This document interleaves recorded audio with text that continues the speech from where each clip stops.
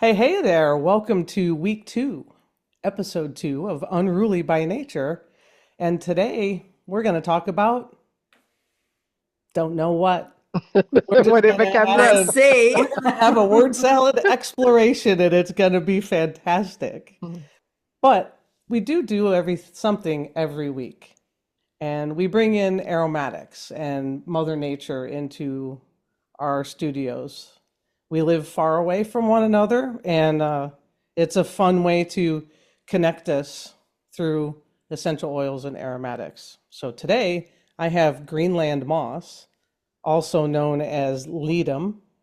Oh, wow. Ooh, So I've never smelt that before. it's very earthy. So part of me wants to believe that we're going to have a more grounded conversation, but that's not. How about you, Sue? What do you have I've today? actually got a hydrosol today. It was sitting on my thing and it's one I haven't used in a long time, put it that way, but it's really lovely. It's orange blossom. Ooh. And it's just neroli. Yeah, and it's just beautiful. It's just such a fresh, lovely, gentle scent. Very Mm. nice. I love that you've Lovely. sprayed it on yourself, whereas Kim, you haven't rubbed yourself in the moss. Why not? It smells like dirty socks. I want, like, I feel Want to like I bathe in want to it like an aftershave. scratch and sniff. Is it like, I want to tell me about the moss because I'm jealous because I've never smelt it before. Oh, it's very interesting. Ledum is I only I've know ledum as a seen it. homeopathic It's remedy. Oh, is that what yes, it is? yes. What's the name? Ah, Oh my gosh, Ledum that's Groenland for Groenlandicum. puncture wounds, isn't it? Puncture, Homeopathic yes. remedy. We used to use that when Zam would get the hawthorn. She would get hawthorn. She would step on one almost every spring, and we would alternate this with that, and it's a great detoxifier of liver and kidneys and Mm. things like that. So it's very earthy smelling. So Uh-huh. it's like you're outside, think in the middle of the woods in the spring, walking, Gorgeous. like just hiking through the mud and yeah, that mossy, oh, so good. Mm. Oh gosh. Is it similar to violet leaf on any level? Mm, That can the de no, it's No, not it's that. brighter. It's a Okay. brighter, like more kind of eye opener. Mm. Little like little spicier. Right. I love Violet that. leaf I smells love kind of moss. When I walk into a forest in spring, like you say, Kim, I just want to lie down. I just want to lie down in it and curl up and it looks so soft and spongy and smells so good. We've got, well, who's, is there anyone else in here? how many of you are there? It's probably really apt. Um, I've got Oh, peppermint, Oh, love it. which it's so, I don't know. I just, I love every part of it. I know it's such a simple, I don't want to say the word common, but it is. Everyone knows peppermint. But for me, I just, oh, it's like sitting on the top of a mountaintop and just the air is clear. It just completely clears because it's raining here today. It's the autumn is coming. And so it's the first day where I've been inside more, apart from this morning when I was out at the beach with Darcy, which is another story. But for me, I like having fresh air. I like having the windows open, but when it's raining and you tend to be more, don't you, and cozying up and drinking hot chocolate. But the peppermint for me is just so clearing. It just completely opens, makes my eyes pop. And can I tell you something? In this glass Mm. is homemade peppermint syrup that I made from peppermint in my garden with mixed with water. Oh, So beautiful. yeah, because I had a bit of a journey with peppermint last week, and I've got it growing fresh in my garden. And I actually wanted to do like a create a herbal a plant essence from it. And then I put some just the leaves of it in a glass, and then let it with direct sunlight, and then drank it throughout the day. And it was so intense. It was so intense. Mm. So I decided to actually make a syrup with it. So here you buy the syrup sugar, as it were, and you mix it with boiling water, and then you put the whatever herbs you want in there, and you just let it sit for 24 hours, and then it becomes like a syrup that you would, a Oh, flavored syrup. So this is peppermint, and I did put some lime in it as well, some fresh lime, ooh, peppermint and Mm. lime syrup, and it's delicious. I It's love like a mojito, but Mm, without the mm, alcohol. mm. Exactly. Oh, On that my sounds on my delicious. desk, that so I was downstairs before we jumped on the call, and I have a book. I don't have a bookshelf, but I have books, and I'm relatively minimalist, as you can see by my backdrop.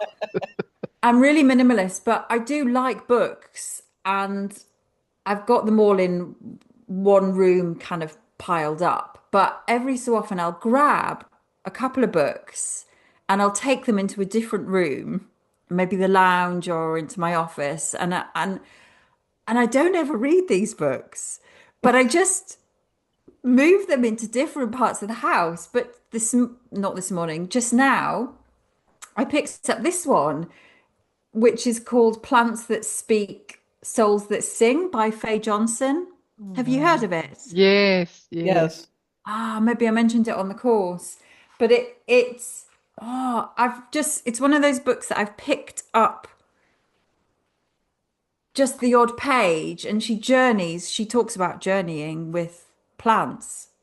And it's just such a simple, beautiful book. But we all love doing that though, don't we? We all love doing the journeying with the plants. So is that what you did, Sue? Yes, yes. So I spent a week. I decided to we were actually exploring in the little group that I'm running. We were exploring our essence, our own essence of finding our essence. And I brought in the plants because we talk about plants having an essence and animals having an essence, right? And we seem to recognize that. And we know that, with plant medicine, there is the flower essences. So how do they extract that and how do they decide? I read up on how do they decide what are the properties of that specific essence? What do you know what I mean? How do they decide what essence that plant has? So we, yeah, did a little exploration and I said, let's just choose a plant that's that pops up in our environment a lot, that seems to speak to us, and we'll decide our own sort of interpretation of what the essence of that plant is. So Mm. yes, I spent the week with peppermint from my garden. It was lovely. Mm. Wow. I love It was that. That's beautiful, and what the things that really came to me from that were, it had this soft, gentle flower, and on the top this little purple flower, and the bees were very attracted to it. So it was full of bees, um, and it had this really sharp, straight sort of stems, really sharp, straight stems, and these leaves jutting out from the side. And yet the flower on top was so gentle, and the flowers, as I said, the bees were really enjoying it. So for me, it was such a combination of grounded sturdiness and what's the word? Strength, and directness versus the beautiful simplicity and the beautiful softness and gentleness of the flower. So yeah, Mm. making it all one, coming into one. And that was me, for my personal essence, that's part of me as well. I've got sides of me that are really strong and powerful, and I've got other sides that are really gentle and nurturing. And it's all part of me. I love that. I mean, I love journeying with like aromas and essences. And the thing that comes to me when I listen to both of you talk about peppermint is just that it's this connection to spirit that comes so clear because it's like it opens a highway of connection, but yet you're still down here and grounded, so you're not apt to, fly away like a kite. Mhm. Mm. And so you can have that connection, but still be grounded in the essence of Mother Earth at the same time. And I think that is such a powerful way to, I mean, it's just such a powerful way to live every day Mm. in that way. Oh yeah, I love peppermint. It Mm. isn't what I picked. I literally put my hand into my little kit today and Greenland moss came out. So, Ah, all again so perfectly different. And that the bit that I love doing is when we all have the same oil mm, and plant, and then everyone, it's like sitting in a room, there are 10 people in the room, and one person comes in, and everyone will have a completely different experience of that very same person that's saying the same thing, wearing, that it's nothing has changed about that person, but everyone has a totally different experience. And that's the same with the essential oils. There may be some commonalities, of course, like, the airways popping open and the stomach making some digestive noises, but there will be really, really unique responses to that. And maybe that feeds into our first conversation about when we have what I learned to do with my students was when I was, and I still do it now, but when I send them their essential oils to get to know them, of course, they want to go straight in and work with the dogs. So I'll send them a bottle with no label on it. And some people really struggle with that because they want to know what it's called. And but the plant doesn't know it's called peppermint. We came up, it doesn't know it's right. peppermint, like it's a human label. So when you take that label off, then they can just free explore it really freely without thinking they need to get it right. Mm, And that's the creative space, isn't it? And then because essential oils bypass the thalamus, don't they? And they help us access emotion immediately and all other stuff. Then all you kind of not your creative juices, and not even that, but you're then tuned into all of your senses. So then you can get these images and these memories. And one of my students was inhaling wintergreen, I think it was, and it took her immediately to her dad being in hospital, which then brought up the grief that had been there. Well, probably not just from her dad, but from other beings. But someone else could have smelt wintergreen and had a completely different experience of it. So I think it's that individual journey when we connect with the aromatics that's really powerful rather than comparing ourselves and thinking. So when people do that sort of work, they're trying to looking for the answer, aren't they? They're going in, going, I need to know, you need to tell me, I need to. Whereas, as opposed to just being in that lovely, I'm just going to experience it and see what happens I state. Yeah, and I mean, isn't that just like that's the thing though? It's that rigidity of what's supposed to. I should get this like everyone else. We talked about it last week, and it's just another example of that. And how it's like we're like directed almost to have these societal beliefs and constructs about things, right? Like you said, peppermint doesn't know it's peppermint. Mhm. It just knows it's out here amongst its like nature friends. We've labeled it, and so somebody like probably named it after like a dog or their mother-in-law or something.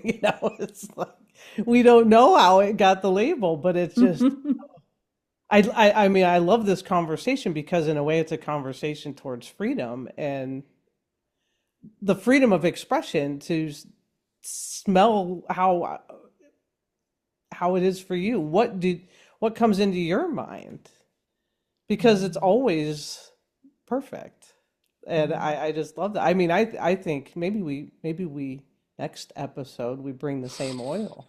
That would be fun. Yeah. Oh, yeah. And wouldn't it be Mhm. fascinating to see if people that listen if we guide them into, they don't have to have the oil, Mm, but they can connect energetically with the attention of that plant. So maybe we could guide them into that space and then bring that and then see what comes for them. That would be really cool. that would be very cool. That would satisfy us, wouldn't it? For It sure. sure Yeah. would. Yeah, because you don't have to. Because when just before we did record, you said to me, Kim, what oil have you got? And I presented it to the screen, and then Sue, you kind of did something. You had a reaction as if you smelt it. But peppermint was the first oil. That was the first oil that opened me up. So when I was working in, when I finished my zoo pharmacognosy training with Caroline Ingraham, and I was working with clients in a I hired a room and I'd have the dog come in there. And this dog, oh, I just couldn't get to the bottom of anything he wanted. I just was going down the very logical, well, these are the symptoms, that's what he should be selecting. And he just didn't engage with anything at all. And then suddenly, even though all of the oils were sat next to me, suddenly all I could smell was peppermint. And I thought, oh, well, I didn't tell the lady this. I just was like, I could just smell it. And that's what he selected. So that was my first experience of intuiting information and following it through and then getting the confirmation back from the dog. That was like a level up for me. So I didn't then, from that point forward, run Zoom pharmacognosy sessions in the same way. I was no longer looking through the books and trying to find the oil for dot, dot, dot. Yes, I was doing that a little bit, but probably 1%. The rest of it, I just would see what would come through and experiment. And it happened another time in a workshop, and they were often quite pressured situations because I put myself in a room with 10, 14 people that had come to learn about zoopharmacognosy. And of course, at the time, I'm thinking, well, I need to show them what it is. So the dog needs to demonstrate it. So when the dog doesn't demonstrate it perfectly, I would be thinking, oh no, they've paid for this workshop and they're not getting what they think they've paid for. And so I mean, I was really out of my comfort zone, but those were a game changer for me because I had to listen to what was coming in from the dog, even though I wasn't aware of that's what I was doing. So I think she was a Romanian rescue, and the dog again wasn't selecting anything. Yes, it was in a room with full of strangers, and we're on chairs, and it's a very formal situation. But the word neroli popped into my head as soon as I got the word. The dog, for the first time in half an hour, came up to me. And then, so I got the bottle out, and that's what she worked with. That's what she lay down with. So, where did that information come from? Was it from the dog? What, I don't know. I don't know the answer. Was it directly from the dog? Did I channel it? Who cares? Who knows? But the point was, I got the feedback in the moment when the dog selected it. So it was almost like everything became so much easier. Like, how many times do people say to me, I don't know which oil to offer my dog? Just play with them. Just experiment. They're not going to they don't have a tick list. They're not going to put you in the dunce corner with a hat on, which is, I think, what we think. Yeah. So, yeah. What about you Yeah. guys? Yeah, I love that, Rachel. And I mean that was the crux of your course, wasn't it, that we did? Was so much about letting go of the expectations and just going in there with, yeah, with using some intuition, guided by the dog, guided by just yeah, the moment, the person that's in the room, etc., and letting go of the expectations of the person as well, right? Because we go in there thinking, well, the person wants to see X, Y, Z, and they've come to you saying, my dog has got X, Y, Z symptoms, therefore my dog should be choosing something for those specific symptoms, right? So it's engaging in a whole new conversation around that. And I remember that came up with you. It was about opening up conversations. That's what I used to love that you said. And that's what I go in with my sessions now. I said, we're just going to open up conversations and see where it goes versus let's try this because it might need this for this symptom, etc. So this is, yeah, a totally different way of doing it versus, the technical route of the traditional, should we say, traditional zoo farmer. I I mean, I love where this is going. My mind's going in 100 different places. It's great because it like pulls us back into perspective, right? Like I'm not saying like that I don't do this, but like when we sign on with a client and we have them fill out that big paperwork, it's right. It's their perspective. I don't care if it's behavior or a health related concern. It's like the person's perspective, and it's only what they see. Because most likely the thing that I notice is that, I know how closed my awareness was and how I've discovered things bits at a time to open me up. So, we know, and so you can probably speak to this too through your career as behavior, that like when people come and they say my dog's reactive or this or this or this, we all know it could be something that's pain or whatever. So when we get those intuitive hits, it's an absolute must to listen to those in a way. And I remember I had the one case study when I was doing the zoo pharma, and it's like this dog just was, I mean, his nose in the plastic bag and he's pulling things out, and and I had put in a sample that I had been given, and I don't remember what, I think it was wild vetiver maybe. But this dog was nuts, and the lady was completely skeptical, and I'm panicking because I don't trust in my skills quite yet, and I'm learning, and it was the best lesson I've ever been given. And she's like, my dog never settles down. This is how he is 24/7. And she was that way, right? This is how my dog is. This is 24/7. He never settles down. He's just constantly getting into trouble.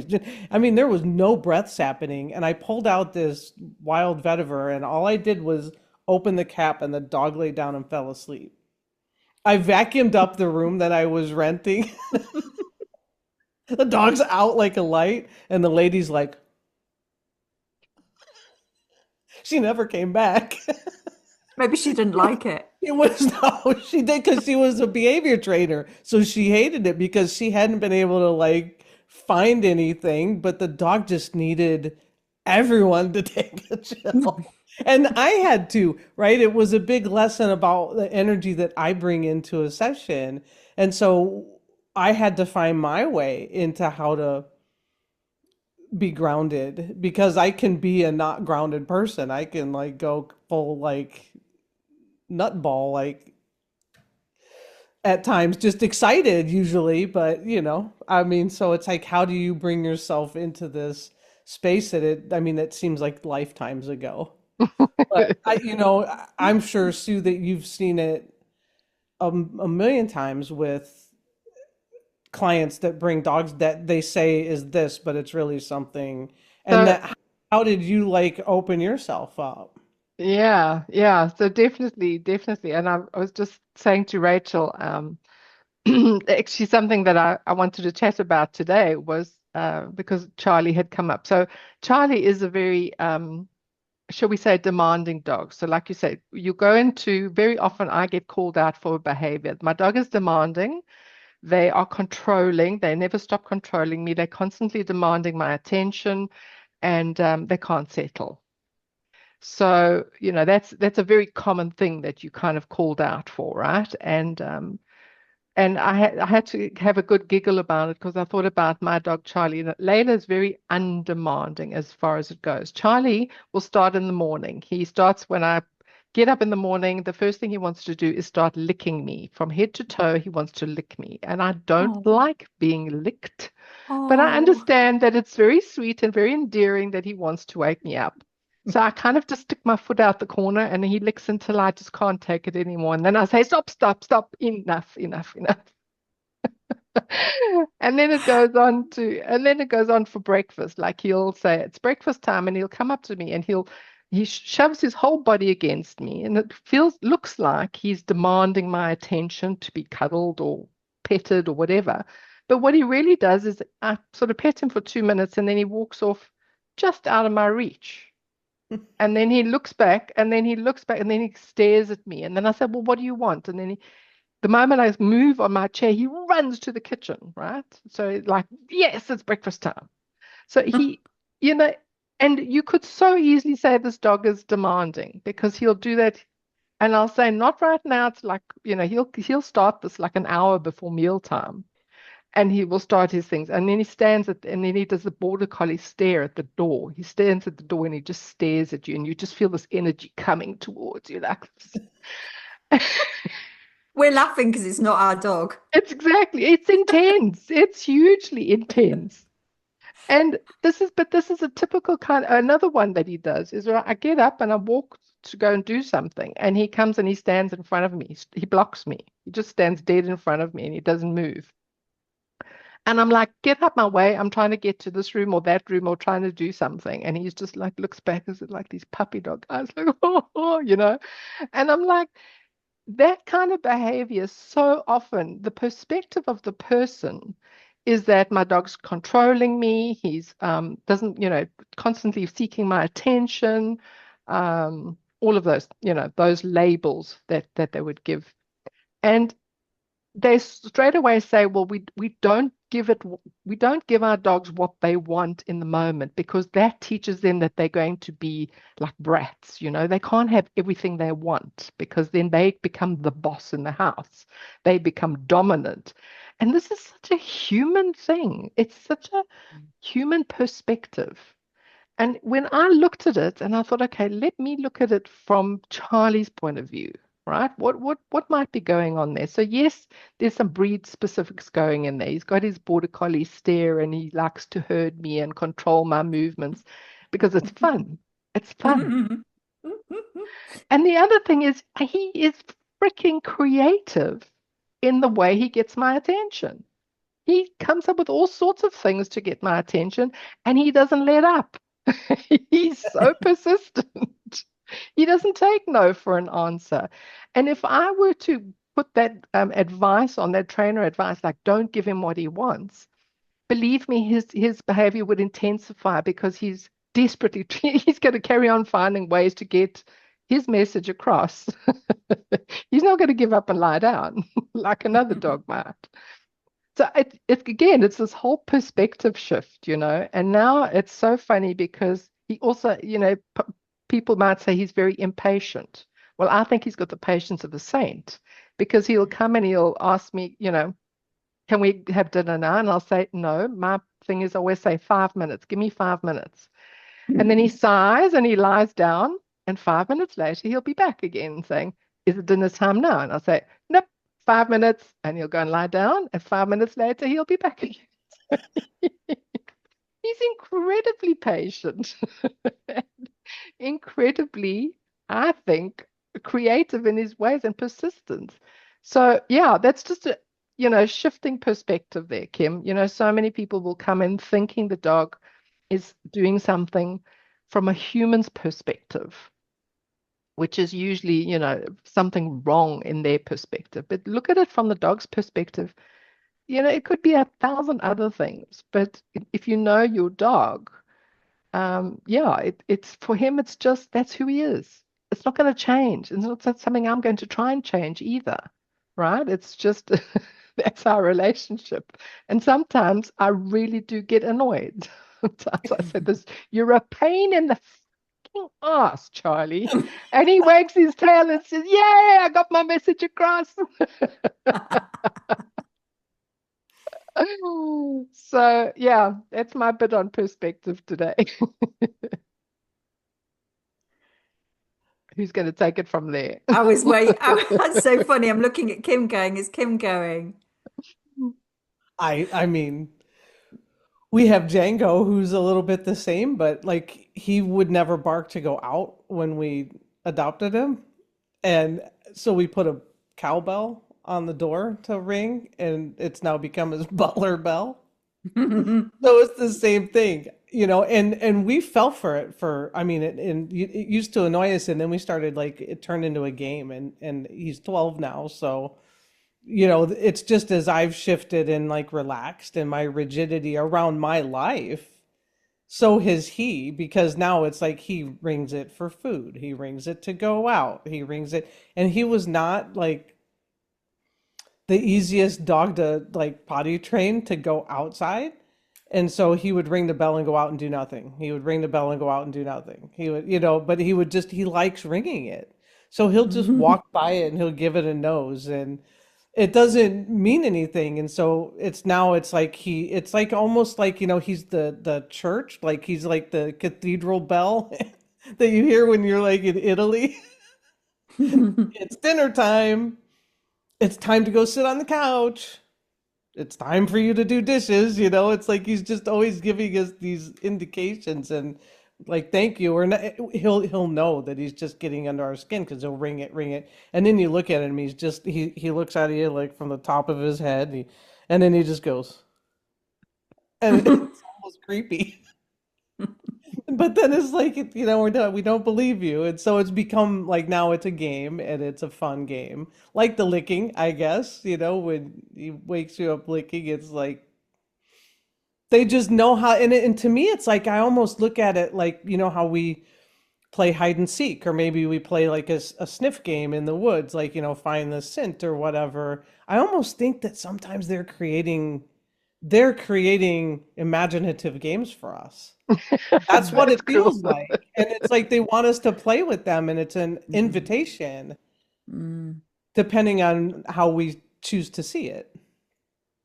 When you say that, Kim, I'm just going to jump in because before we were on here, I had an animal communication session, and like all dogs, they're just looking for connection.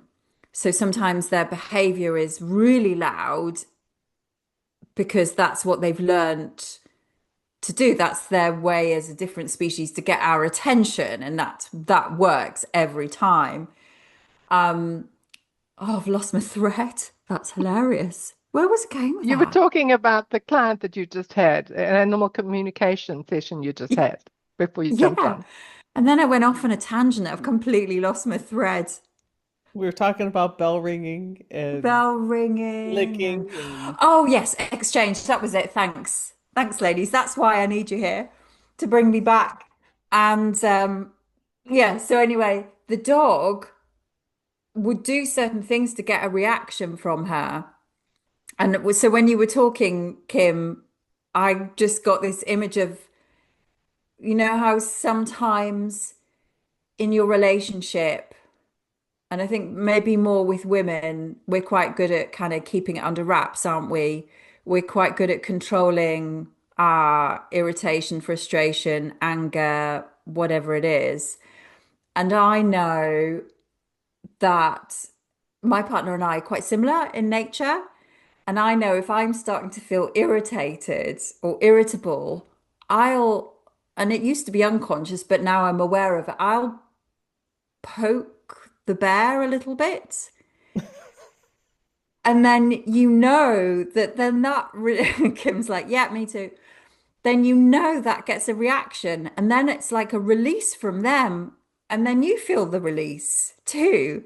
So I feel like our dogs do that too. I feel that they're so in tune with our emotions that I'm not saying they're consciously doing this. They're not sitting there plotting, but I feel that's part of their, like, who they are naturally. Like, if I do this, what's the reaction? If I do that, what is the reaction? Because they're constantly experimenting, aren't they? And I see that with Darcy all the time, particularly outside. But I feel like that's part of the partnership is they help us. And again, I don't think they're consciously doing it, but they help us release something that we've been trying to keep under wraps. And yeah, so in this session, I totally got the guardian was losing their shit at certain points. But the dog didn't take it on. They were just like, great, right? Can we play now? It was just no guilt about it. They weren't cowering in the corner. Chances are they probably felt that person had been tense for 10 days, 10 months, 10 years, and they were just like, if I just do that. And then, because then we feel relieved, don't we, afterwards, after we've had that release. So I wonder if that's sometimes going on. I know with Darcy, I find her a very easy character. I find her very easy to be around. But our previous dog, Cosmo, I found him really challenging and he took me on a very uncomfortable, difficult journey. He was, I mean, I love him. I love him and he's in spirit now, but it was tricky because he was on the go all the time. I'd never had a dog like that just didn't stop until I started to understand what he was saying and started to rather, and again, like you, Kim, saying, having more flexibility and freedom and moving and leaning into more about what they're saying. Once I gave him those little outlets, then I found that it shifted. But I've lost my thread now. I'm going to put this peppermint away. Maybe I did say I'm not very good at closing things. I just sent out. I just throw it all out there. Maybe it's the exchange. Over to you. I'm throwing the ball. It's like the dog throwing the ball, and they're like looking at you like, "You're going to do something with it?" Invitation. Yeah, it's like the dog, like Charlie does, like many dogs do, like go and hide the ball under the couch so that the person has to get up and get the ball under the couch and throw. And then the moment you give it to them, they put it straight under the couch again. It's just like so cool. We can get the human to get up and move. It's so clever, isn't it? They It's are, so they are clever. so clever. And they are watching our every move all day long. And it's just, I mean, it's amazing. They have such imagination. And Not what all dogs, not all dogs. Layla likes to she's my keeper. She just lies down, as long as she's close to me, 24/7, she's okay. That's all she needs, As soon as we can say get up and walk or food time, yeah, sure, she gets happy, but she just doesn't have the same character and the same energy. And again, every dog is different, and that's okay. That's good. It's good. We are all different. Why can't they be too? how much do you recognize that they know what you're saying? Like for example, when I walked Darcy this morning, it was absolutely chucking it down with rain, and I thought, great, because that means I can go to the beach, I can go to the place I would like to go, but it's normally really busy. So we got out the car, and I'd mapped out in my head the route we were going to do, which was just over this hill and then down across the through it down the beach and then back to the car. But once I got there, the rain really started to come down, and I thought, I don't know that I fancy doing it. Actually, maybe we'll just shortcut it. But Darcy wasn't having it. She's like, no, no. And she went and even at the second point where I said, okay, we could go to the beach, but we should probably just head back to the car because it's really raining now. And she just was like, no, we're going to the beach, Mum. Like but she mapped out the exact route that I had in my head that we were going to do. So I know, Kim, you're a professional animal communicator. So, you're like, what? Who said that? Who gave me that? Shh, don't tell anybody. But how much? I mean, even this is what I do as a service, animal communication. But I still sometimes question, like, is she really hearing and receiving all of it? But they do. They absolutely do. It's just that we don't recognize it all the time. I mean, that's just, yeah, is so true. And I think, going back to like your stories, I think it goes back to we don't know that we don't know. Like we know certain things and then we don't know certain things, but there's this whole world of things that we don't even know that we don't know. And we've had that conversation before. And I think our animals, there's some, I read some sciencey thing, right? Like about how the brain works. And it's like, first of all, like that, like our fascia is actually the thing that puts the messages out, because it moves much faster. And like this universal connection's almost like our body's fascia. Like our thumbprints almost looks like the inside trunk of a tree or whatever. Nice. Thumbs up. And it's like, so I think there's this consciousness, and I believe it's like almost an evolutionary thing, because life with our dogs has changed so dramatically over, if you look back 50 years or 100 years, and how we didn't have all the dog sports or the therapy or we actually have things that our dogs do now that are so much like us. They go to this doctor and this doctor and this doctor. And I mean, our dog, when we were a kid, never went to the vet. Maybe every 3 years for the mandatory rabies shot, right? But that would have been about it. And I look at Zori knows when I'm upset before I do. Zam always knew a storm was coming before I do, right? And that makes sense because there's pressure changes. But I wonder, do our emotions, right? We know they ripple out. Do we create like barometric pressure changes in an environment that lets our dogs know that we have a specific emotion? Because she and Django used to fight. I mean, bloody fight. And just, it tore me up. And when I get angry, I cry. And there was one time it was so bad, I asked her if she didn't want to live with us anymore because I was at my wit's end, but I didn't realize at the time I was in between leaving my job. I hadn't made the decision to leave my previous job and I didn't understand how unhappy I was. And she kind of helped me see that. So her awareness to that is incredible. And now she'll come up and jump on my lap and put her head on my chest when she knows I'm going to be upset. But I wasn't in the moment upset. I was probably reading a book or doing some work or whatever. So it's like her perception, she's really shown me what's possible. But then we think back, how many times do you think about going on a walk and your dog starts going apeshit because like they know, and it's not like we purposefully do it at different times of the day, like out of routine, like out of order. And so I think there's something in there that like we aren't seeing that they're perceiving, and that their awareness is just so good. And that's kind of, yeah, I'm in Yeah, awe of it. it is incredible. And I mean, there is proof now that we give off all sorts of neurochemicals, as it were, depending on our biology changes all the time, depending on what we're thinking, what we're feeling, our biology changes.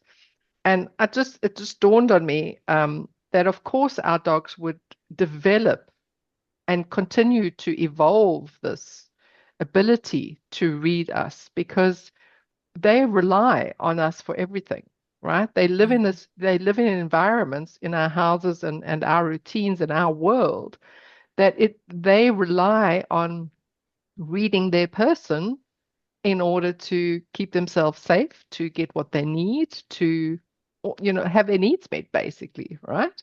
So they've developed this, and I think it's evolving as we do. I think the generations of dogs that we have now in captivity, as it were, as pet dogs, I think their senses are really, really well evolved and continue to.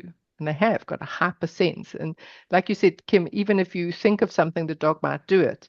But in that second of you thinking about it, I think even then we might make micro movements that the dog can actually see. So maybe it is a sense of the chemicals changing, but it also might be that I might put down my pen. I mean, they know perfectly when I'm on a call, the moment that they hear me say, okay, goodbye, they both stand up. So there is something that I do as well as what I'm saying in that moment. They know, I know she's going to get up next.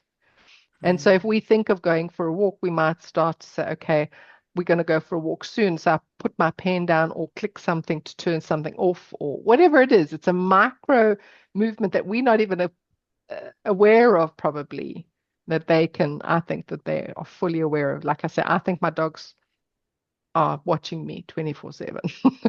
I feel watched. Can I pull in on that's just I love what you said there because it's well it's so true, but it leads into when we don't mean it, that's what they pick up on. So something simple as we'll say to Darcy, we're gonna go for a walk now, and we'll pop her collar on, get the harness, and she won't move until we are actually physically about to leave the door because she knows we're a pair of flippity gibbets. And you're going to And come back 50 times. we'll be like, oh, I'll be like, oh, I just need to go for a wee. Bex, oh, I'm just going to go for a wee. Oh, I think I've left my window up. So it might take us like 10, 15 minutes, half. Oh, I'm just going to do a quick email. She's like, you don't mean it yet.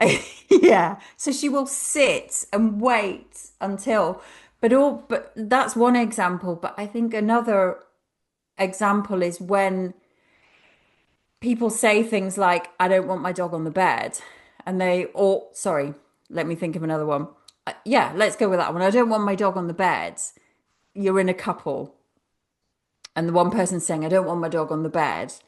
And they try all the training in the world, and the dog still always gets on the bed. I can guarantee there is someone in that relationship that really does want the dog on the bed and maybe doesn't want their partner on the bed. Like I'm just, that's a possibility. But they just know when we're bullshitting, no matter how much we've convinced ourselves. We'll be like, yeah, but I don't want them to do this, or I do want them. But there may be a tiny, tiny part of us that does or feels guilty. That's the big one. When I think we say, oh, I don't want to I want my dog to stop begging. And again, you can go to all the trainers and do all of the things to get that dog to not beg for food. And yeah, it could be that they're hungry and whatever. But if that person feels guilty every time they say no to their dog, that's what the dog is picking up on, that bit. And I see it with my partner all the time because there'll be some things I'm just like clearly boundaried. I'm like, no, she's not doing that. And I'm not bothered. I don't feel bad. Whereas my partner may be like, no, but she's like, oh, I feel bad for her. And then that's what Darcy picks up on. Yeah, exactly that, Rachel. You're spot on. And I've No, got that's why a another, lot of training doesn't work. yeah, so I've got another example. A recent client of mine, she has a reactive dog. So a dog that likes to lunge and bark at other dogs and people when she's out on a walk. And he's a big dog, and he's big, and he's got a big loud voice. So he's quite, he's quite scary when he does his little thing at the end of the leash. And I'd seen her a couple of times, and we'd been doing some exercises and things, and I'd helped her to sort of relax and what to do and keep our distance, etc. And then the one time, I'd seen her for a couple of sessions, and we were sitting down and chatting, and I said, I want you to be really honest with me. I said, is there some part of you that actually feels good that you have a dog that protects you and um, you know, shows up, gets other people out the way to you, because I know that you're a woman who lives on your own, and I know you love to walk in the forest. I said, is there a little bit of you that feels very protected by his behavior? And she straight away said yes.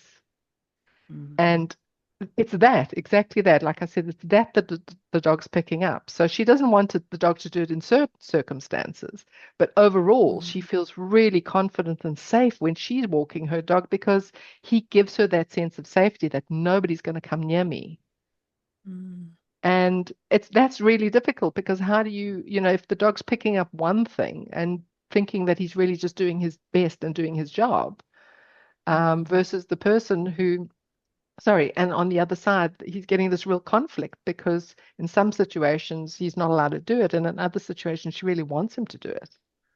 because it makes her feel safe. So, yeah, it's just another layer that we have to put in there for people to really understand. Like you said, what is the honesty behind that? Not what you think you need to do, but what is the deep honesty that goes on behind that? I mean, that's $1 million question, Mm. isn't it? Massive. Because it's sometimes you don't want to know what it is, or you're just flat out unaware. Yeah. I mean, I had no idea, you know, I'm like a happy person. I typically have fun every single day. I would have told you I like didn't carry a whole lot of anger, but that can be so deep that we don't even know that we do. And then all of a sudden your dog starts helping you uncover this deeper layer that maybe the you today is ready to like listen to and be honest about, where the you a year ago, 2 years ago, or 5 years ago couldn't have possibly processed it in a way that would have been productively helping you remember, your purpose on this earth is to like really know you. Like our roles, I think, are to really know us, and I think our dogs are offering us that opportunity to really know us, and they help show us because they're so honest, you know. And I had somebody ask me once, what do you do? How do you handle when you get a bad animal communication, like something where something bad happened, right? Like an abused dog or something. And I'm like, I don't typically attract that kind of client because I'm a more like whatever.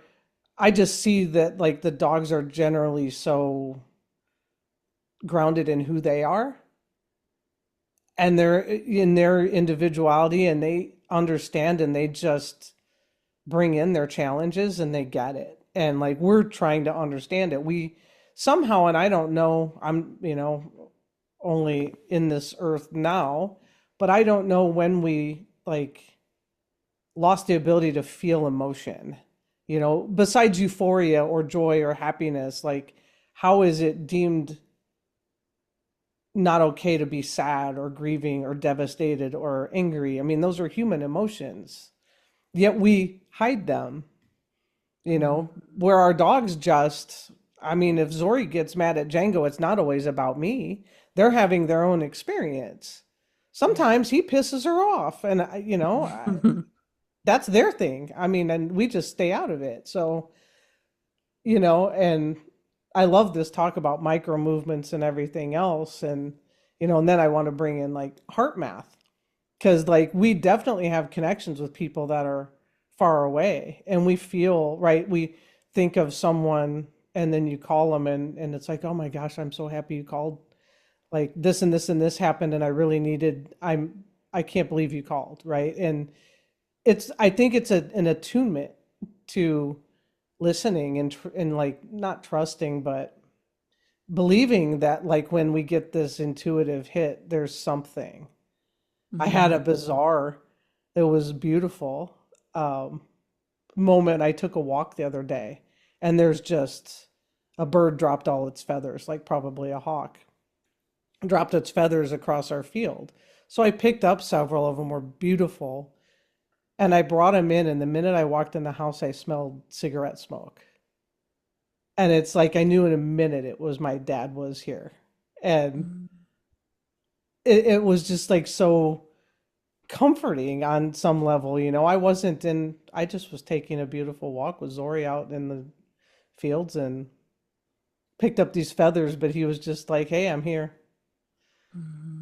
And because I've never smoked. So that was like something that my senses were bringing. And I just don't deny those things anymore. That's the bit, isn't it? It's not denying them, it's acknowledging them, and not when we use words like weird, strange, random, coincidence, it's that's like us sticking our fingers in our ears saying, I'm not listening. So it's catching when you say that, oh, that's a bit random. But it's not. It's just because we haven't acknowledged that feedback coming in yet. And it does, it's just practice. I feel, is noticing them and acknowledging them simply. You don't even need to go down a rabbit hole with it. Yeah. You just be like, oh, interesting. Like this, I've been sharing with you ladies, let's call you girls, chicas. I'm happy to What be do a you want to be? girl. I'm happy to be a girl. Let's girls. On Messenger that last week I hadn't consciously acknowledged that it was the anniversary of Bax's death. But on let's say the Thursday, because I can't remember the exact dates, we had all these dragonflies flying around the garden, and I stopped and I haven't seen dragonflies probably in a couple of years. And I was like, oh, aren't they really beautiful? Because they are really beautiful. And then a neighbour walked by and I said, oh, there's loads of dragonflies over here. She probably thought, and but for me, it was really, really beautiful. And then the next day, so I acknowledged it, but didn't go down a rabbit hole. The next day, I just felt a bit strange. And I took Darcy for a walk, which can be like flying a kangaroo on a kite at times, in a fun way. And I'm walking through our favourite field with lots of sheep, and she's conversing with a sheep, and it's just a perfect walk. And then I see two cyclists coming through quite fast, which for her is exciting. And I'm thinking, I don't really want to like be holding her while the cyclists go by because she could bounce and bark. So I think I'm going to pick up speed. I'm going to head back to the car. And I'm gently jogging and she's just next to me. And then one minute I'm upright, and then the next minute I'm in a heap on the floor, like my ankle, with that comedy view of a person's there and then they're not. I was just this heap on the floor and I'd gone over my ankle, and I just that feeling of like, and I hadn't really hurt myself. And Darcy just sat on me and she wouldn't move. And she's like, just stay here, just stay. There's nowhere to go, just stay here.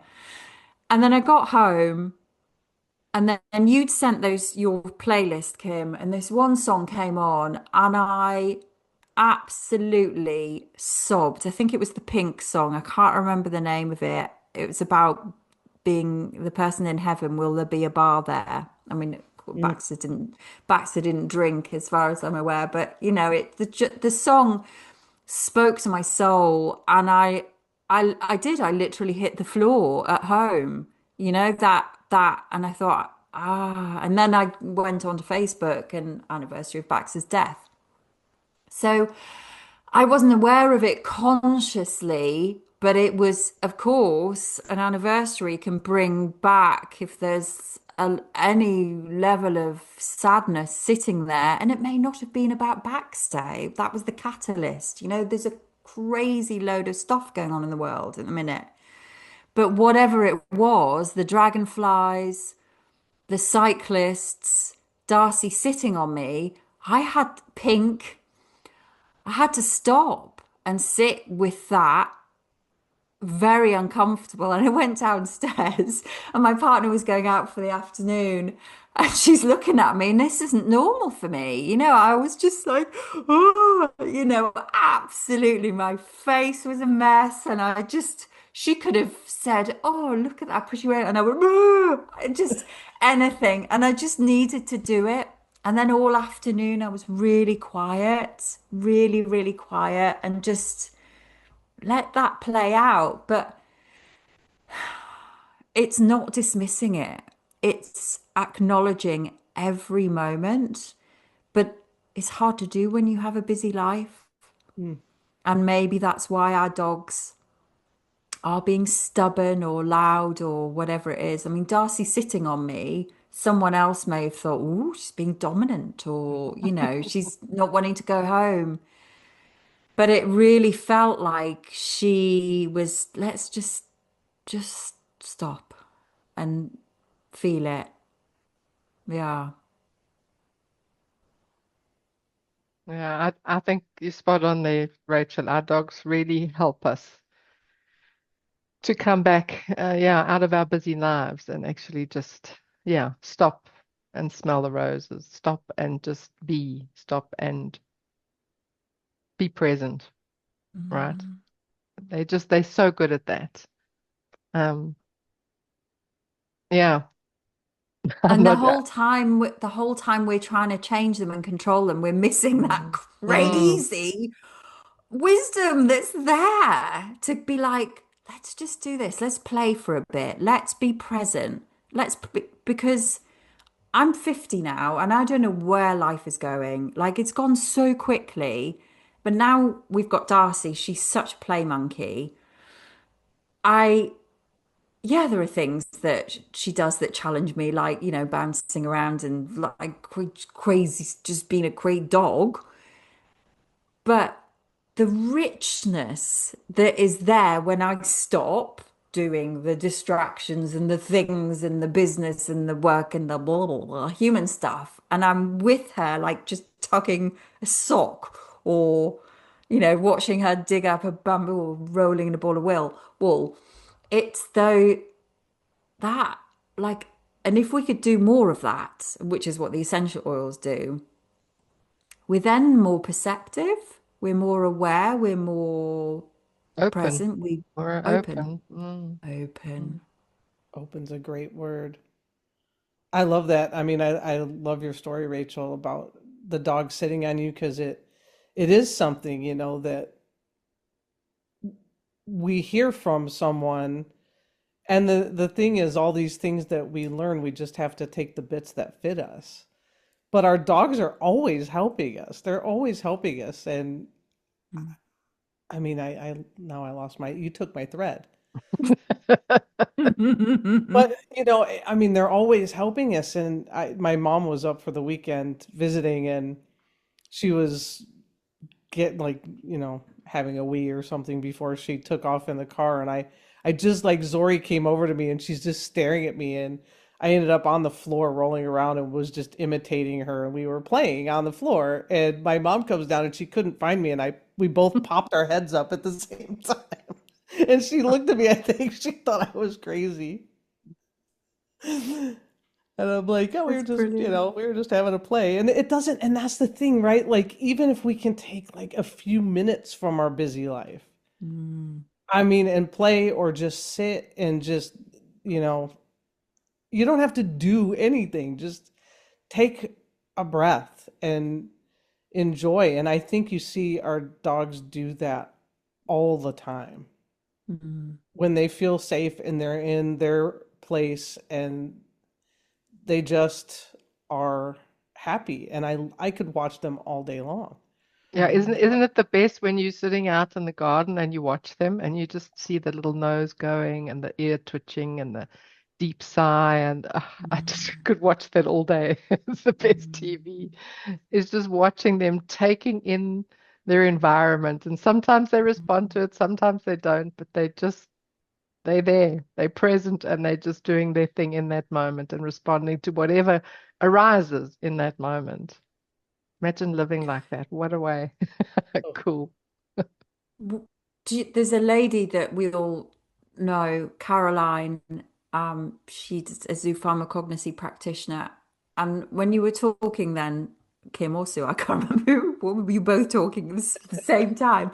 I got this image of Caroline talking to, she works with a lot of rescue dogs and a lot of Mm, dogs that have had really difficult lives and that are really, trying to cope in the world around them, and they potentially really shut down. And one thing that I remember her saying that she did was read stories to them.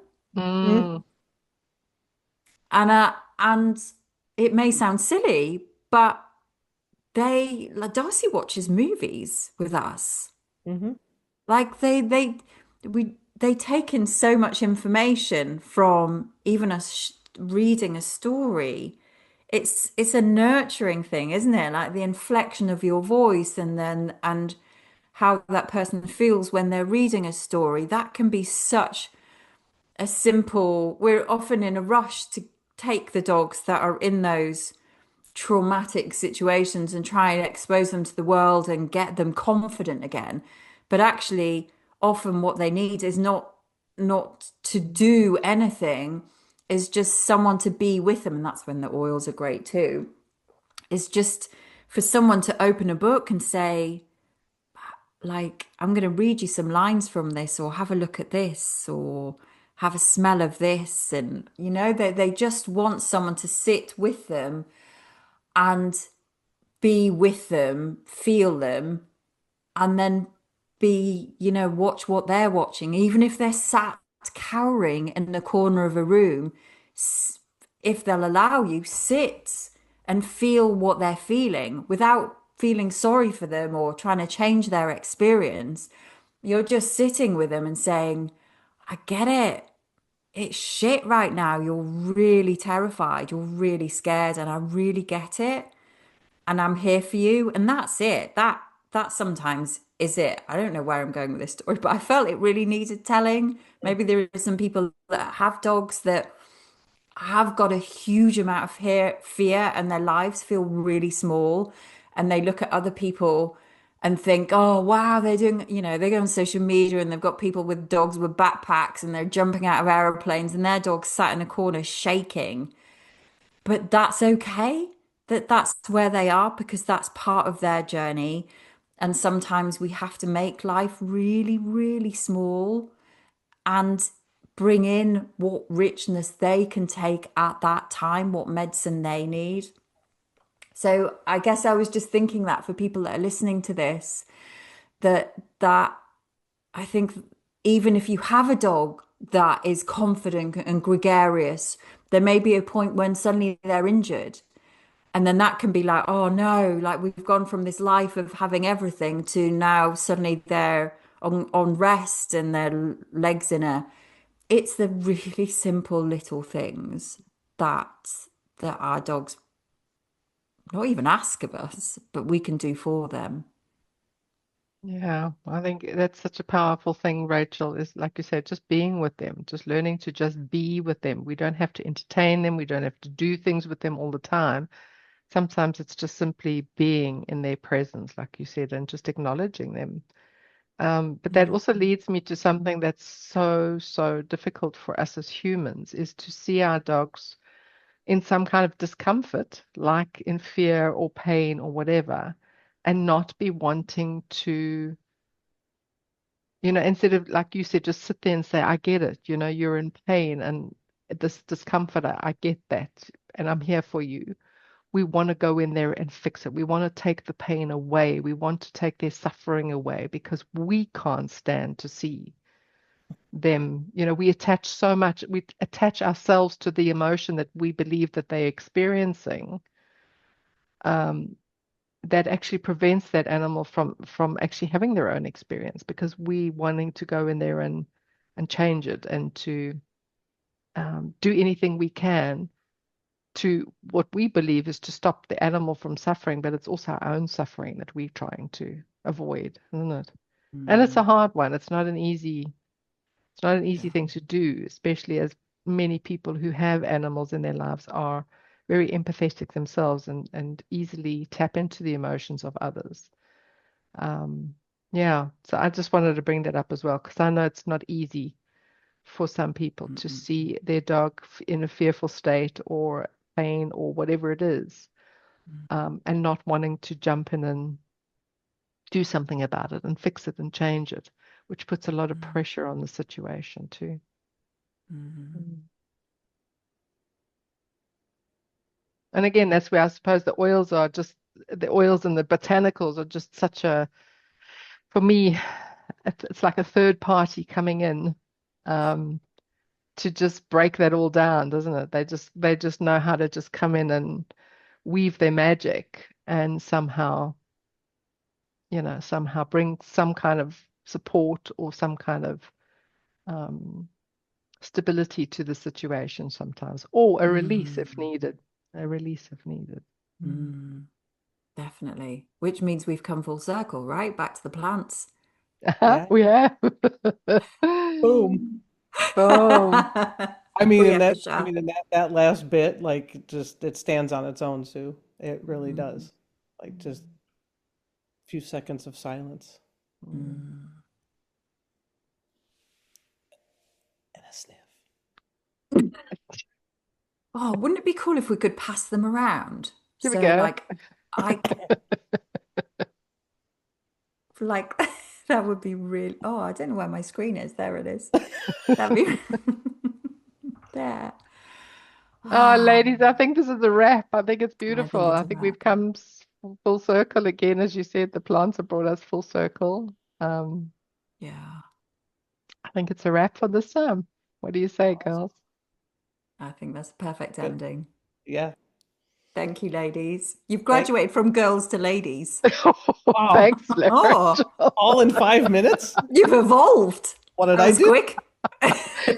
Like Kim says, we'll come into the session, we'll be different when we come out of the session, and that's what's happened. Exactly. We evolve. We got new titles. Ladies, it's always a pleasure. Thank you. And I look Thank forward you. to the next one. Let's keep this magic going. And yeah, that's all from me. Thank you, everybody, for watching. You ladies are awesome. Thanks. Yeah, ditto. Bye. Bye bye.